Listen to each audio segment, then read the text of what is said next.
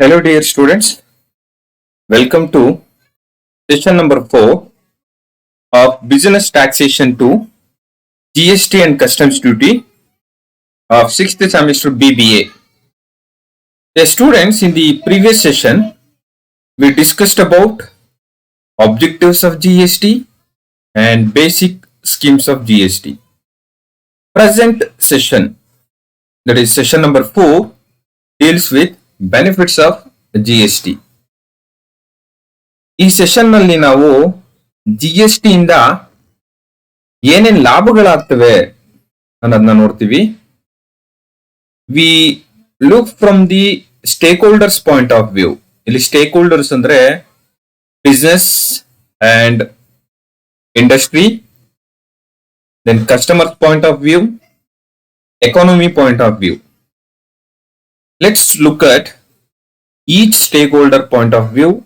What are the benefits available from GST implementation? First, let's have a discussion. What are the benefits available to the industry and business? Easy compliance.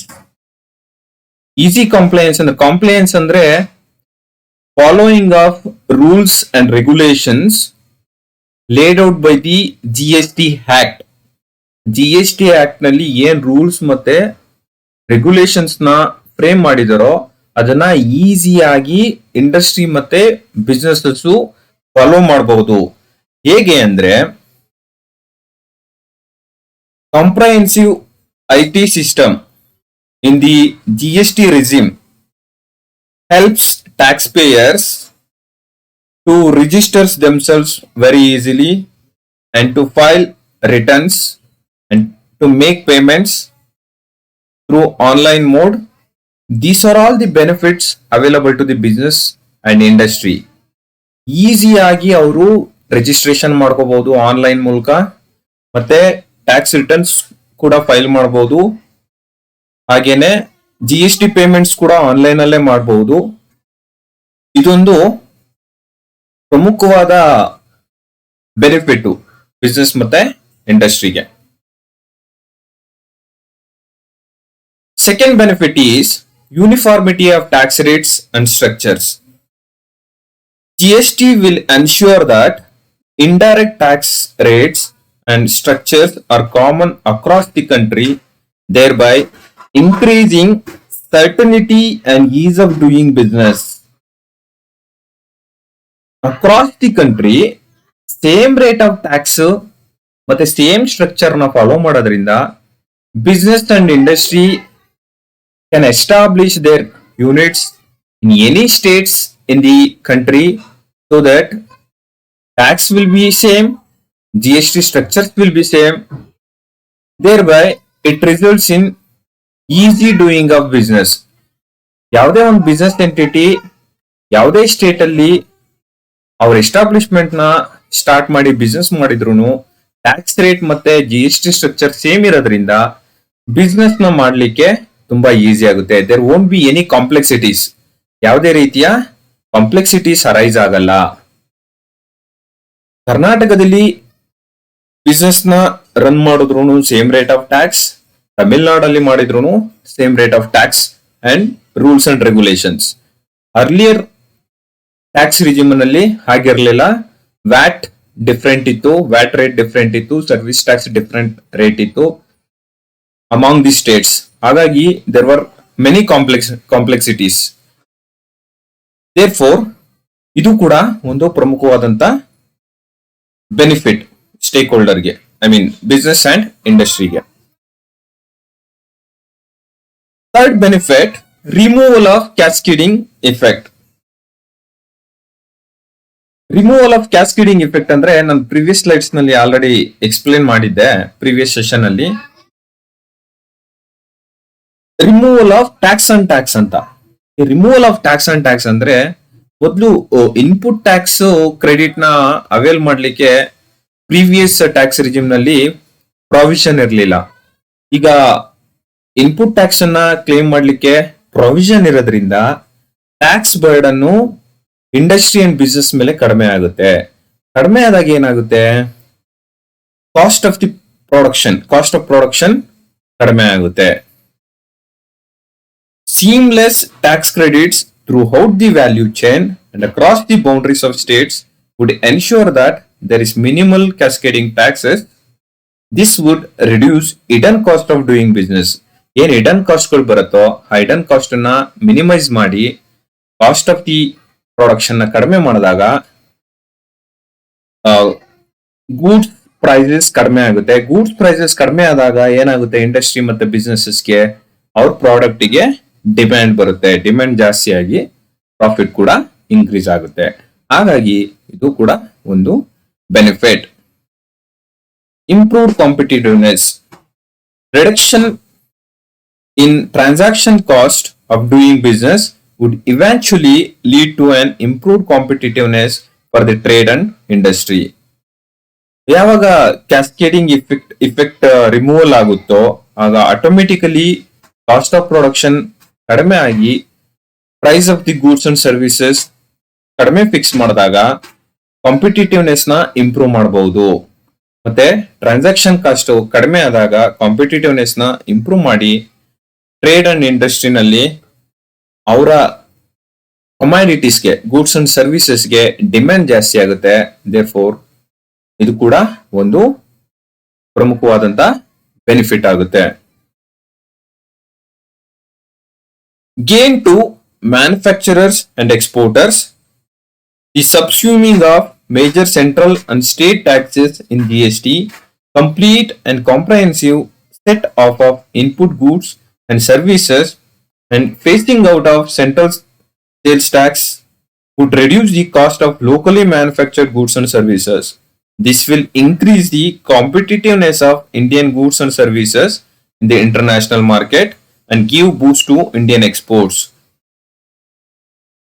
ಇಲ್ಲಿ local ಆಗಿ manufacture ಮಾಡುವಂತ goods and ಸರ್ವಿಸಸ್ಗೆ prices ಕಡಿಮೆ ಆಗೋದ್ರಿಂದ ಏನು ಕಡಿಮೆ ಆಗುತ್ತೆ ಅಂದ್ರೆ prices, it's because of removal of cascading effect. ಏನ್ ಟ್ಯಾಕ್ಸ್ ಅಂತ ಇಂಪೋಸ್ ಮಾಡ್ತಾ ಇದ್ರು ಮೊದಲು, ಅದು ಕಡಿಮೆ ಆದಾಗ ಕಾಸ್ಟ್ ಆಫ್ ಗೂಡ್ಸ್ ಕಡಿಮೆ ಆಗುತ್ತೆ. ಕಾಸ್ಟ್ ಆಫ್ ಗೂಡ್ಸ್ ಕಡಿಮೆ ಆದಾಗ ಲೋಕಲಿ ಮ್ಯಾನುಫ್ಯಾಕ್ಚರ್ ಮಾಡುವಂತ ಗೂಡ್ಸ್ ಗಳಿಗೆ ನಾವು ಕಡಿಮೆ ಪ್ರೈಸಸ್ ನ ಫಿಕ್ಸ್ ಮಾಡ್ತೀವಿ. ಆಗ ಇಂಟರ್ನ್ಯಾಷನಲ್ ಮಾರ್ಕೆಟ್ ಅಲ್ಲಿ ನಮ್ಮ ಇಂಡಿಯನ್ ಕಮಾಡಿಟೀಸ್ಗೆ, ಇಂಡಿಯನ್ ಗೂಡ್ಸ್ ಅಂಡ್ ಸರ್ವಿಸಸ್ಗೆ ಡಿಮ್ಯಾಂಡ್ ಜಾಸ್ತಿ ಆಗುತ್ತೆ. So it will boost the demand for ಎಕ್ಸ್ಪೋರ್ಟ್ಸ್ಗೆ ಡಿಮ್ಯಾಂಡ್ ಜಾಸ್ತಿ ಆಗುತ್ತೆ. The uniformity in tax rates and procedures across the country will also go a long way in reducing the compliance cost. ಮತ್ತೆ uniformity ಎಲ್ಲಾ state ನಲ್ಲೂ same ಇರೋದ್ರಿಂದ tax rates ಮತ್ತು procedures, compliance cost ಕೂಡ ಕಡಿಮೆ ಆಗಿ ಬೇರೆ ದೇಶಗಳಿಗೆ ಗೂಡ್ಸ್ ಅನ್ನ ಎಕ್ಸ್ಪೋರ್ಟ್ ಮಾಡಬೇಕಾದ್ರೆ ಎಕ್ಸ್ಪೋರ್ಟ್ ಕಾಸ್ಟ್ ಕೂಡ ಕಡಿಮೆ ಆಗುತ್ತೆ. This is also another important benefit from the GST implementation. Benefits to small traders and entrepreneurs. Small traders ಮತ್ತೆ ಎಂಟರ್ಪ್ರೆನರ್ಸ್ಗೆ ಹೇಗೆ ಬೆನಿಫಿಟ್ ಆಗುತ್ತೆ ಅಂದ್ರೆ, ಇಲ್ಲಿ ಸ್ಮಾಲ್ ಟ್ರೇಡರ್ಗೆ ಥ್ರೆಶೋಲ್ಡ್ ಲಿಮಿಟ್ 1.5 crore ಇದೆ. 1.5 crore. ಸೊ ಅವರು ಕೂಡ ಅಡಿಷನಲ್ ಬೆನಿಫಿಟ್ ಕೂಡ ಇದೆ. ಅವರು they can opt for composition scheme ನ ಔಟ್ ಮಾಡ್ಕೊಳ್ಳೋದ್ರಿಂದ ಇದು ಸ್ಮಾಲ್ ಟ್ರೇಡರ್ಸ್ಗೆ ಮತ್ತೆ ಎಂಟರ್ಪ್ರೆನರ್ಸ್ಗೆ ಬೆನಿಫಿಟ್ ಆಗುತ್ತೆ. GST has increased the threshold for GST registration for small businesses. Further, single registration is needed in one state. Small businesses have also been provided the additional benefit of composition scheme. ನೋಡಿ, composition scheme ಅನ್ನೋ ಒಂದು additional benefit ಕೂಡ ಸಿಗೋದ್ರಿಂದ benefit small ಟ್ರೇಡರ್ಗೆ ಮತ್ತೆ ಎಂಟರ್ಪ್ರೆನರ್ಸ್ಗೆ ಆಗುತ್ತೆ. ಇದು ಕೂಡ business ಮತ್ತೆ ಇಂಡಸ್ಟ್ರಿಗೆ one of the important benefits. ಹಾಗಾದ್ರೆ ಎಕಾನಮಿಗೆ ಹೇಗೆ ಲಾಭದಾಯಕ, how economy get benefited from GST implementation ಅನ್ನೋದನ್ನ ನೋಡೋಣ. Simple and easy to administer. Multiple indirect taxes at the central and state levels are being replaced by GST, backed with a comprehensive IT system. GST would be simpler and easier to administer than all other indirect taxes of the center and state levied so far. ಏನು ಮೊದಲು complex tax system ಇತ್ತು, complex indirect tax system ಅನ್ನ replace ಮಾಡಿ GST implement ಮಾಡಿರೋದ್ರಿಂದ multiple taxes ಏನಿತ್ತು ಅದೆಲ್ಲ replace ಆಗಿರೋದ್ರಿಂದ ಈಗ ಒಂದೇ ಒಂದು ಟ್ಯಾಕ್ಸ್ ಸಿಸ್ಟಮ್ ಇರೋದ್ರಿಂದ ಒನ್ ಟ್ಯಾಕ್ಸ್ ಒನ್ ನೇಷನ್ ಅಂತಾನು ಕರಿತೀವಿ. It is easy for all the stake holders, ಎಕಾನಮಿನಲ್ಲಿ ಬರುವಂತಹ ಎಲ್ಲಾ ಸ್ಟೇಕ್ ಹೋಲ್ಡರ್ಸ್ಗೂ it is easy for administer and it is easy to monitor. So ಅದು ಎಕಾನಮಿಗೆ ಒಂದು ಬೆನಿಫಿಟ್ ಆಗುತ್ತೆ. Better control on leakages. GST being a transparent regime in India, ಇಲ್ಲಿ ಏನ್ tax evasion and tax theft ಆಗುತ್ತೆ, ಟ್ಯಾಕ್ಸ್ ನ ಯಾರು ಇವೇಡ್ ಮಾಡ್ತಾರೆ ಮತ್ತೆ ಟ್ಯಾಕ್ಸ್ ಕರಪ್ಷನ್ ನ ಮಾಡ್ತಾರೆ ಅದನ್ನ ಈಸಿಯಾಗಿ ಫೈಂಡ್ ಔಟ್ ಮಾಡಬಹುದು. Because GST works under the robust IT and comprehensive IT system. It is very easy for authority to recognize or find out who evades the tax. ಹಾಗಾಗಿ ಏನು ಲೀಕೇಜಸ್ ಆಗುತ್ತೆ, tax leakages, ಅದನ್ನ control ಮಾಡಬಹುದು. Control ಮಾಡೋದ್ರಿಂದ ಗವರ್ನಮೆಂಟ್ಗೆ revenue ಜಾಸ್ತಿ ಆಗುತ್ತೆ. Revenue leakages ಕಡಿಮೆ ಆಗಿ ರೆವಿನ್ಯೂನ ಗವರ್ನಮೆಂಟ್ಗೆ ಜಾಸ್ತಿ ಮಾಡಬಹುದು. ಸೊ ಇದು ಮಾಡೋದ್ರಿಂದ ಇಂಡೈರೆಕ್ಟ್ಲಿ ಇಕನಾಮಿಕ್ ಡೆವಲಪ್ಮೆಂಟ್ ಕೂಡ ಆಗುತ್ತೆ. ಗವರ್ನಮೆಂಟ್ಗೆ ರೆವಿನ್ಯೂ ಆಗುತ್ತೆ ಅಂದ್ರೆ ಆಟೋಮೆಟಿಕಲಿ ವೆಲ್ಫೇರ್ ಆಫ್ ದಿ ಎಕಾನಮಿನ ಗವರ್ನಮೆಂಟ್ ಮಾಡೇ ಮಾಡುತ್ತೆ ಥ್ರೂ ಟ್ಯಾಕ್ಸ್ ಕಲೆಕ್ಷನ್. ಸೊ ಹಾಗಾಗಿ ಎಕಾನಮಿಗೆ ಇದು ಒಂದು benefit. Higher revenue efficiency. GST is expected to decrease the cost of collection of tax revenues of the government and will therefore lead to higher revenue efficiency. GST collection of tax cost ಏನ್ ಬರುತ್ತೆ ಅದನ್ನ ಕಡಿಮೆ ಮಾಡೋದ್ರಿಂದ revenue efficiency ಜಾಸ್ತಿ ಆಗುತ್ತೆ. So ಅದು ಕೂಡ ಒಂದು benefit. Creation of unified national market. GST aims to make India a common market with common tax rates and procedures and remove economic barriers, thus paving the way for an integrated economy at the national level. ಈ economic system ಅಲ್ಲಿ ಒಂದೇ market ನ ಮಾಡಲಿಕ್ಕೆ one tax one nation one market ಅಂತ ಏನು ಅಂತ ನಾವು ಕರಿತೀವಿ, ಅದನ್ನು ಮಾಡಲಿಕ್ಕೆ GST ಹೆಲ್ಪ್ ಮಾಡುತ್ತೆ.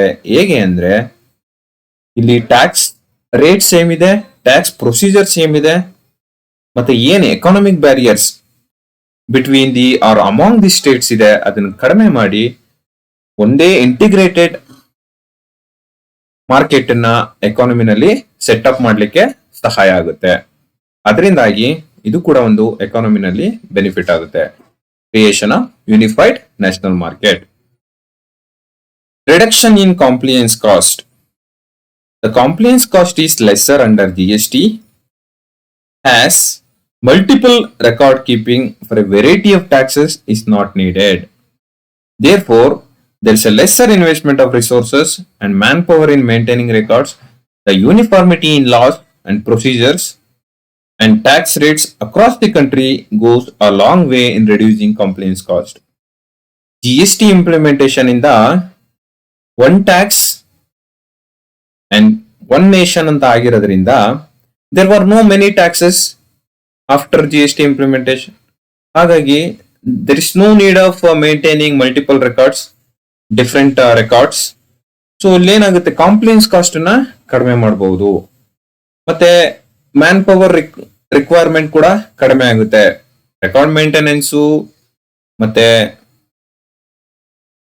ಬೇರೆ ಬೇರೆ ಏನ್ ಖರ್ಚುಗಳು ಬರುತ್ತೆ ಅದೆಲ್ಲ ಕಡಿಮೆ ಆಗೋದ್ರಿಂದ ಇಲ್ಲಿ ಮ್ಯಾನ್ ಪವರ್ ರಿಕ್ವೈರ್ಮೆಂಟ್ ಕೂಡ ಕಡಿಮೆ ಆಗುತ್ತೆ.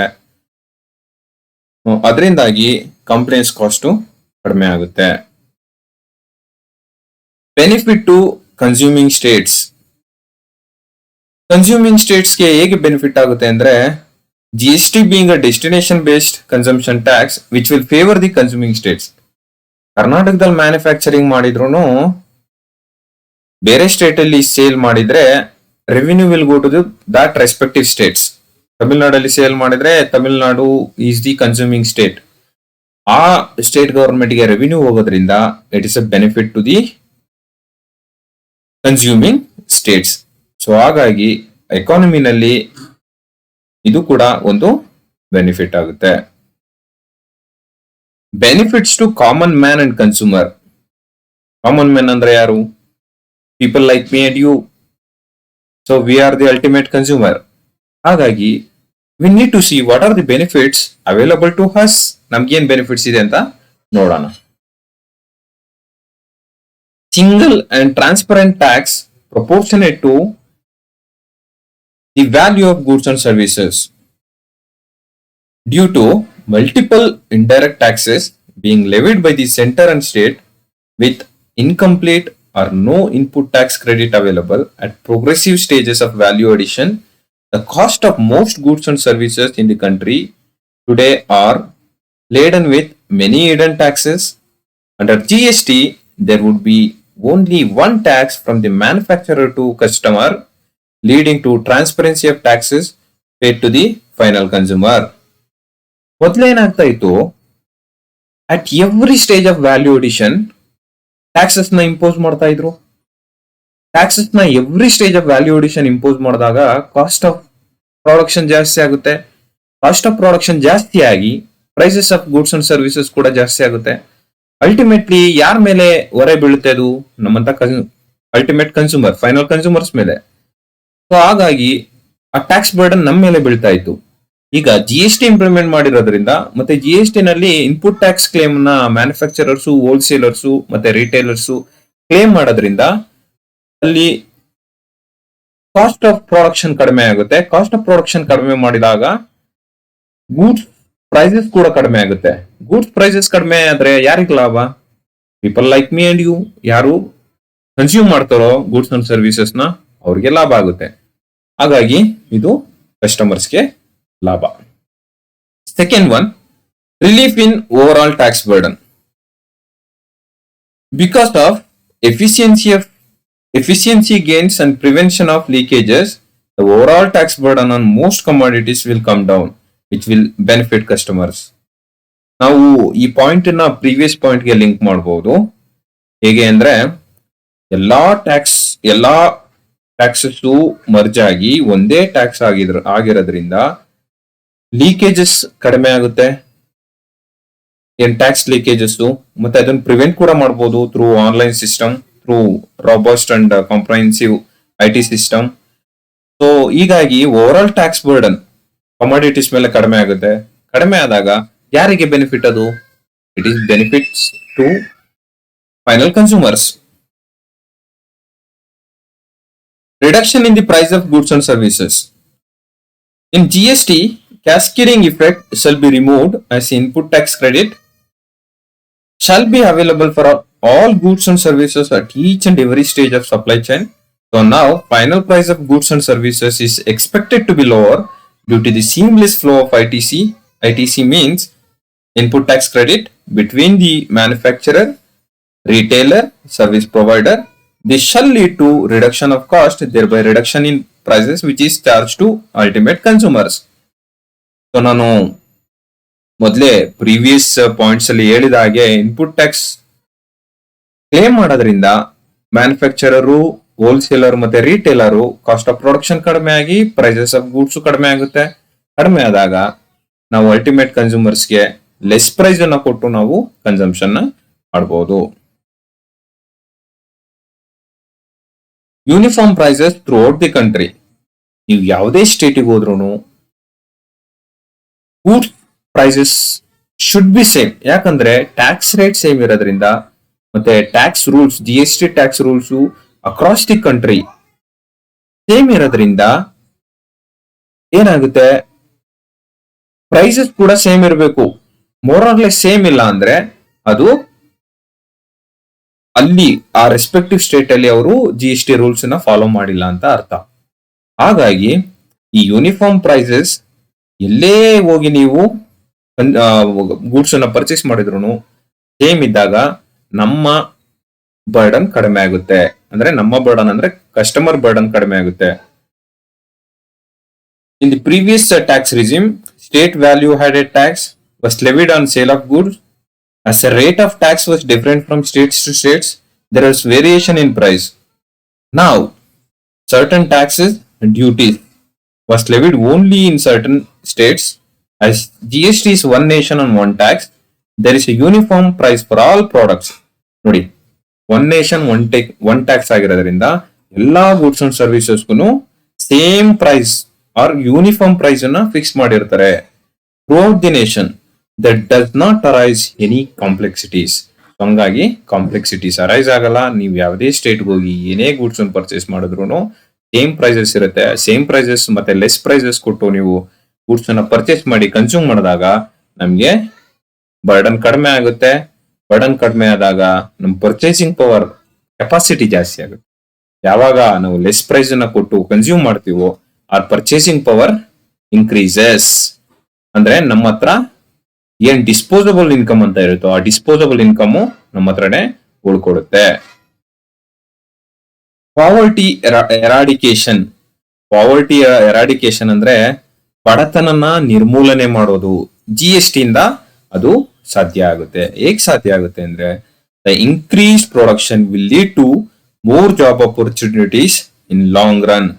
ಲಾಂಗ್ ರನ್ ಅಲ್ಲಿ ಏನಾಗುತ್ತೆ, ಕಾಸ್ಟ್ ಆಫ್ ಪ್ರೊಡಕ್ಷನ್ ಕಡಿಮೆ ಆಗಿರೋದ್ರಿಂದ ಮತ್ prices of goods and services ಕಡಿಮೆ ಮಾಡೋದ್ರಿಂದ ಡಿಮ್ಯಾಂಡ್ ಜಾಸ್ತಿ ಆಗುತ್ತೆ. ಗೂಡ್ಸ್ ಅಂಡ್ ಸರ್ವಿಸಸ್ಗೆ ಡಿಮ್ಯಾಂಡ್ ಜಾಸ್ತಿ ಆದಾಗ ಎಕ್ಸ್ಪಾನ್ಷನ್ ಆಗುತ್ತೆ. ಎಕ್ಸ್ಪಾನ್ಷನ್ ಆದಾಗ ಜಾಬ್ ಅಪರ್ಚುನಿಟೀಸ್ ಕ್ರಿಯೇಟ್ ಆಗ್ತದೆ. ಜಾಬ್ ಅಪರ್ಚುನಿಟೀಸ್ ಕ್ರಿಯೇಟ್ ಆದ್ರೆ ಏನಾಗುತ್ತೆ, ಯಾವ್ದಾದ್ರು ಒಂದು ಮನೆಯಲ್ಲಿ ಒಬ್ಬರಿಗೆ ಜಾಬ್ ಸಿಕ್ಕಿದ್ರೆ ಆಟೋಮೆಟಿಕಲಿ ಆ ಫ್ಯಾಮಿಲಿ ವೆಲ್ಫೇರ್ ಅನ್ನ ನಾವು ಇಂಪ್ರೂವ್ ಮಾಡಬಹುದು, ಎನ್ಹಾನ್ಸ್ ಮಾಡಬಹುದು. ಹಾಗಾಗಿ ಆ ಬಡತನ ಇರುವಂತ ಕುಟುಂಬದಲ್ಲಿ ಬಡತನ ನಿರ್ಮೂಲನೆ ಮಾಡಬಹುದು. It helps to eradicate poverty by generating more employment and more financial resources. Thank you very much.